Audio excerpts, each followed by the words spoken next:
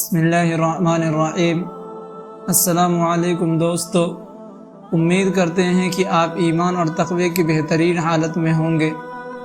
Video شروع کرنے سے پہلے نئے آنے والے تمام دوستوں سے ریکویسٹ ہے کہ ہمارا چینل ممتاز کریئٹر کو سبسکرائب کریں اور اپنا پیارا نام کمنٹ میں ضرور تحریر کریں۔ ناظرین، قبر کی پہلی رات کا منظر کیسا ہوگا؟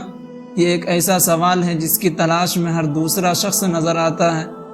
آج ہم اس سوال کا جواب آپ کے لیے اسلامی نقطہ نظر سے لے کر حاضر ہوئے ہیں۔ اس کے علاوہ آپ کو یہ بھی بتائیں گے کہ آخر قبر انسان کو کیسے پکارتی ہے، کیا یہ پکار انسان کو سنائی دیتی ہے؟ حضرت ابو سعید خدری سے روایت ہے کہ سرور کائنات صلی اللہ علیہ وسلم نے فرمایا، لوگوں، لذتوں کو ختم کرنے والی موت کو کثرت سے یاد کیا کرو۔ قبر ہر دن اپنے مردوں سے خطاب کرتے ہوئے اعلان کرتی ہے، میں غربت اور تنہائی کا گھر ہوں، مٹی اور کیڑوں کا گھر ہوں۔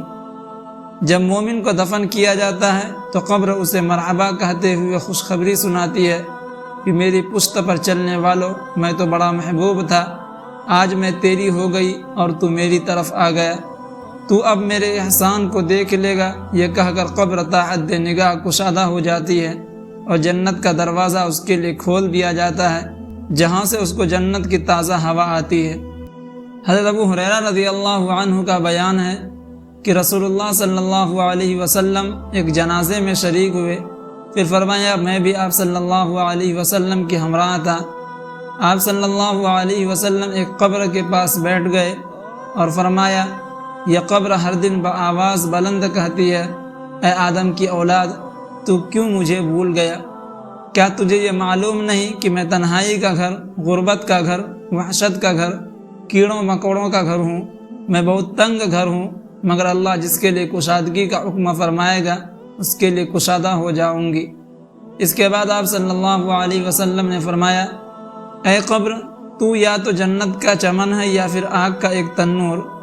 حضرت ابو حجاج رضی اللہ تعالیٰ عنہ سے روایت ہے کہ رحمت عالم صلی اللہ علیہ وسلم نے فرمایا، مردہ جب قبر میں رکھا جاتا ہے تو قبر اس کو کہتی ہے، اے ابن آدم، تو ہلاک ہوا، تجھے کس چیز نے مجھ سے دھوکے میں رکھا؟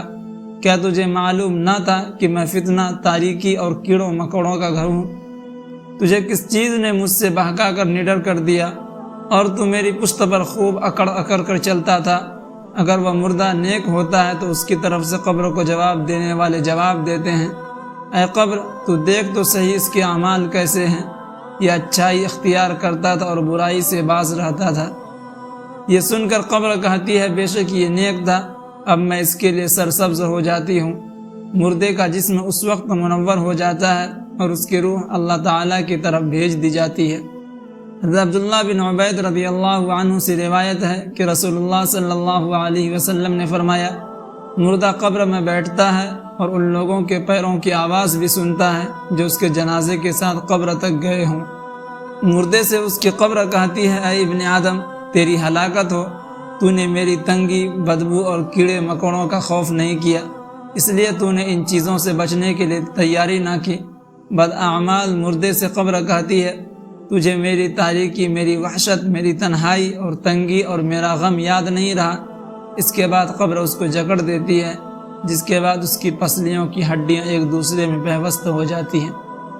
جبکہ نیک بندے کے لیے قبر کشادہ کر دی جاتی ہے اور اس کے دائیں ایک کھڑکی کھول دی جاتی ہے جہاں سے اس کو جنت کی ہوا آتی ہے۔